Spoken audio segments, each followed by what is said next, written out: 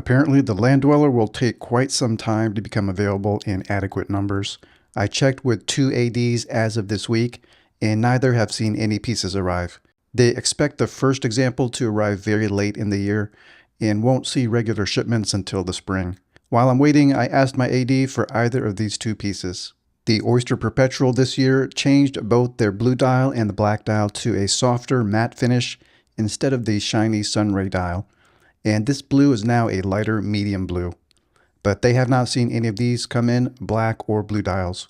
I was excited to see this new blue color, but I did get the call for the blue dial Datejust and accepted and came in to pick it up. Wait time on this was 23 days. Buying experience was great as usual. On a weekday afternoon, I was almost the only customer in the store. He got me in quickly, brought me a cup of water, revealed the watch, then took it in the bag to de-sticker and size the bracelet before I even paid. I liked getting things done efficiently, and I think he knew that. The other associate came and took my payment, activated the warranty card using the Rolex iPhone. She then wrote in the date on the card and did it in the correct format: day, month, and year. I'm always afraid they'll accidentally do it the wrong way: month, day, and year. They had the Submariner book on display and invited me to look through it, but I already have this one at home. And their only Rolex magazine was issue 11, and I have issue 11 and 12 at home. He took out 3 links at first, but that was too tight, so he had to go back and add one back in. All of this only took 10 minutes, and we had 15 minutes to talk. Rolex demand is still high, but slightly less phone calls recently since people are getting frustrated with the lack of supply. People still asking for the same things: Submariner, GMT Master 2, and Daytona. Even during this brief visit, I heard someone answer the phone in the background and reply, "No, we don't have any Rolex in stock," and she had to repeat it again. And it looks like they are selling every piece that comes in. I don't know what they have in the back, but there were no watches on display for sale. All of them were exhibition only. And they're getting very few Oyster Perpetuals. I think Rolex is protecting this line, keeping demand high, which wasn't the case back in the old days. When I first started, I had the impression that the OPs were the more undesirable base model Rolex, and the Datejust was a step up.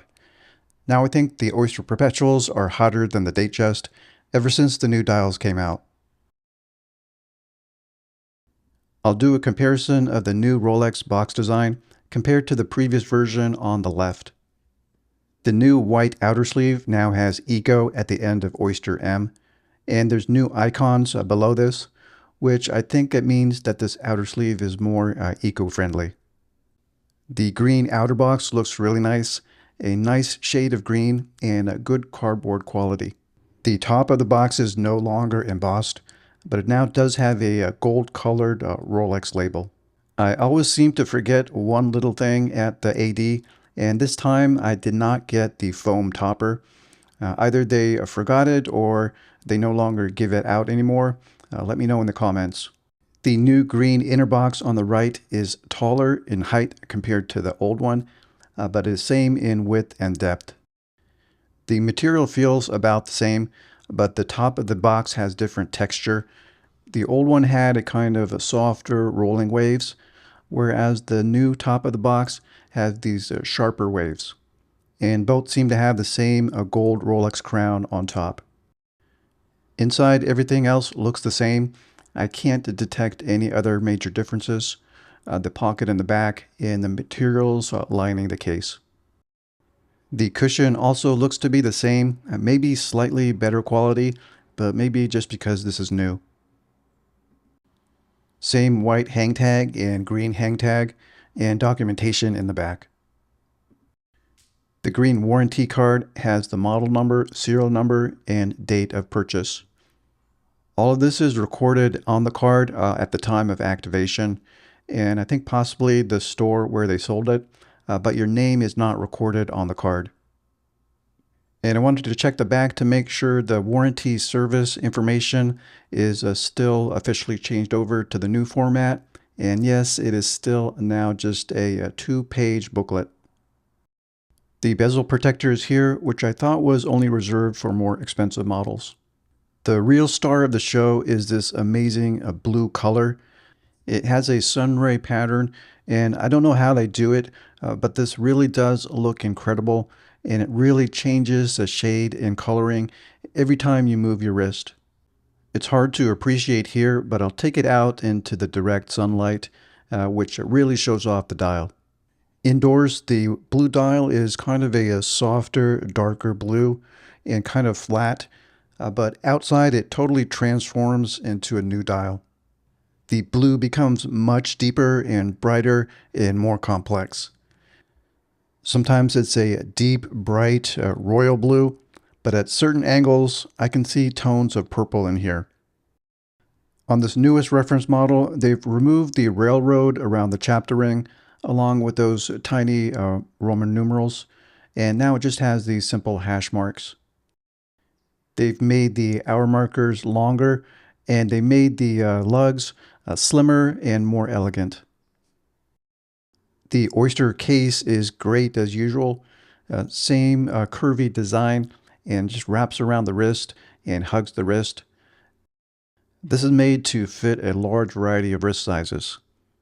The bezel is domed. I kind of prefer the old smooth bezel, but this dome bezel is also very simple design. I chose this dome bezel and oyster bracelet configuration because it is more simpler and more subdued, not nearly as flashy as the fluted dial and Jubilee bracelet. All the links are solid, and the clasp is very well built with a hook and lever design to open and close it. There are 3 spots for micro adjustment inside the clasp, and also has that easy link extension. The 36mm diameter is the perfect size for my 6.5-inch wrist, although I do think that the Rolex Oyster case in 36 wears slightly larger, more like a 37 or even 38. It's not too small that there's extra room on my wrist, and it's not too large that it overhangs the wrist. I can easily slide my dress shirt cuff over this watch without it catching, unlike the Submariner.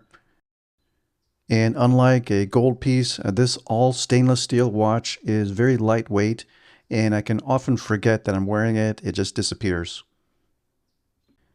The new movement is the 32-35, and there's rumors all over the internet that this is an unreliable movement, but I have no experience with that personally.